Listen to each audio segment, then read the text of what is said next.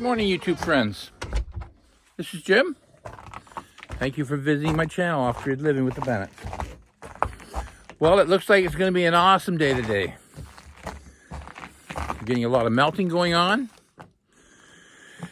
It's going to be, I think, plus 8 Celsius.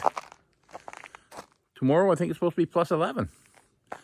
So yeah, you can't ask for any better than that. What this video is going to be about is chainsaw safety and wearing personal protective equipment. I've seen a lot of people out there cutting trees. Seen a lot of YouTube videos. Not that I'm judging anyone, but I had a tree business for 35 years, and that's what I did every day. And of course, you have to deal with the Ministry of Labor and the Occupational Health and Safety Act and all that stuff. But when you're on your own property, you can basically do what you want.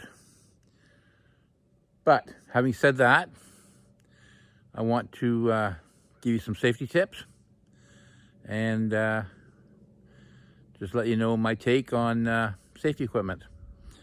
So watch my video and I'll show you some tips and tricks that you may not be aware of. Okay, I have some safety gear handy here. First of all, steel-toed running shoes. Steel toe helps you for when you're cutting. If the saw gets away on you, you catch this steel toe with your saw. It's going to save you going through your real toe. The problem with steel-toed running shoes is when you're cutting and you're in the bush, especially if you're at your off-grid home. The problem with running shoes, even though they're steel-toed, is you're crawling over logs and climbing over stuff. Steel-toed running shoes isn't the secret. What's the secret is steel-toed boots. You want to get this here to protect your ankles. I've seen people cutting with just running shoes. I've seen people cutting with sandals. That's fine if you're immune to getting injured. But in reality, you need steel-toed work boots. Not steel-toed running shoes, not sandals, not Crocs. Steel-toed work boots. That's most important. Okay. Gloves. You need gloves. They sell gloves with Kevlar in them, all that sort of stuff. And it's recommended, probably, for myself, just a good pair of gloves. The chances of you cutting your hand are slim, but you still want gloves on. Ideally, chainsaw gloves are the best. I've never used chainsaw gloves, but they probably are the best. Back to boots again. You can buy protectors to go over your boots. I've never used them. I find that most chainsaw shops that sell chainsaw stuff actually don't even sell them. But I know you get into plants, you get into big corporations, they like to have a lot of safety protection, and they would ask you to have that. But all the years of me cutting, working in the plants, working for hydro, working for cities, I've never ever used those protectors on my boots. If they were available, I would probably get them, but I haven't seen them, so I've never got them. Okay, a hard hat. A hard hat is important. Your hard hat should be up to date, should be replaced every so often. If your hard hat should ever have a blow done to it, if it falls off your head, gets damaged, you get struck with something, your hard hat should be maintained. If you should have a blow to your hard hat, then take it out of commission. Anything strikes your hard hat. If you think the integrity of that hard hat could be damaged, take it out of commission and buy a new hard hat.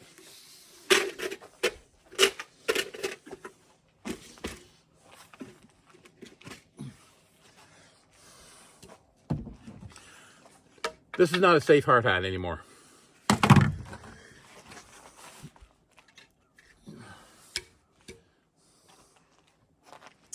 Face shield. This is a face shield.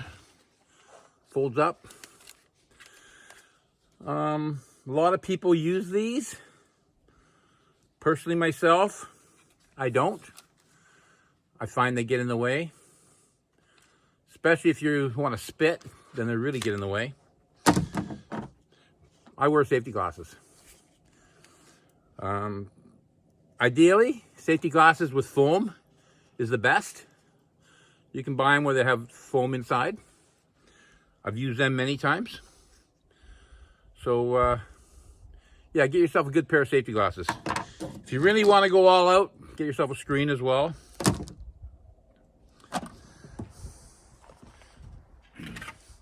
Back to the hard hat again. When you're cutting with a chainsaw and you're using the tip of that bar, that's the most dangerous part of the saw. Because if you got a log here, let's say this is a log, you get the tip of that bar and you cut right near that log, it'll kick back.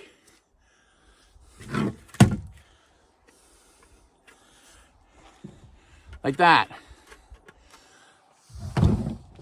You'll be cutting that piece of wood and she'll kick back. Hard hat is essential. Probably close to one of the most important parts. Had I been cutting and I was using the tip of that bar and I hit a piece of wood, that's what you get. And I know a guy that got slashed right across the face. Make sure you always have a hard hat on. Most important piece of equipment. Okay. Your chain. If your chain is dull, then you're going to work a lot harder and you got a better chance of injuring yourself. Make sure you have a sharp chain on your saw. Okay, so earmuffs.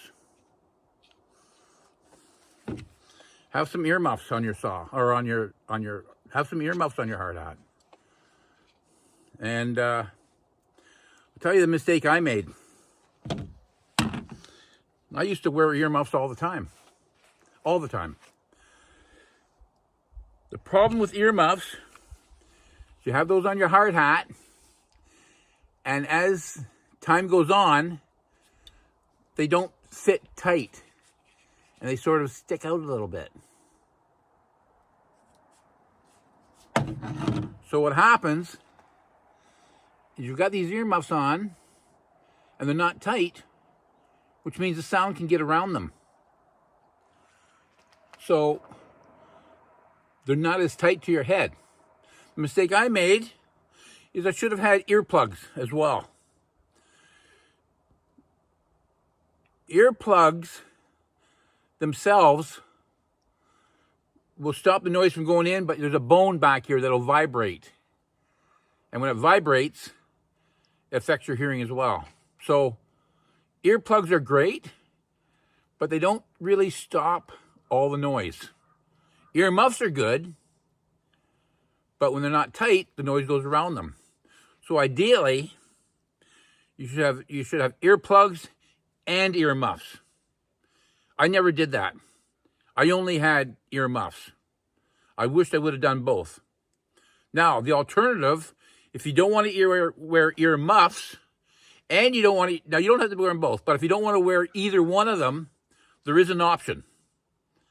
And you'll figure this out when you get a little older, but here's your option.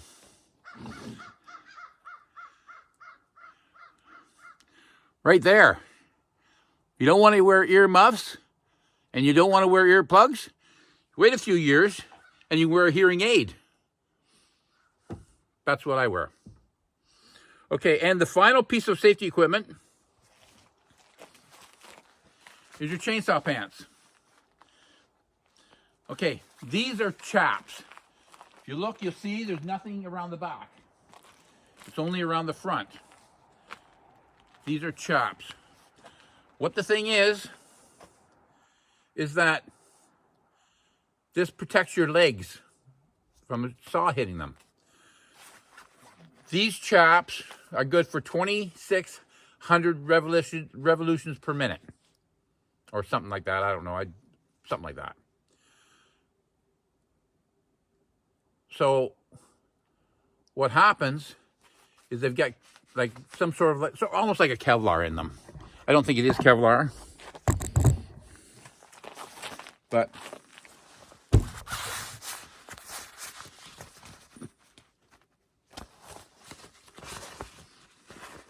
see, there you go. This is super, super, super thin. And the problem is with these is, what do I think? I think these are for show. I honestly believe that. Because you should wear these whenever you're doing a tree.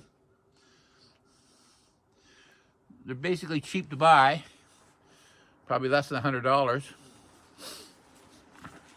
But what the problem is that, first of all,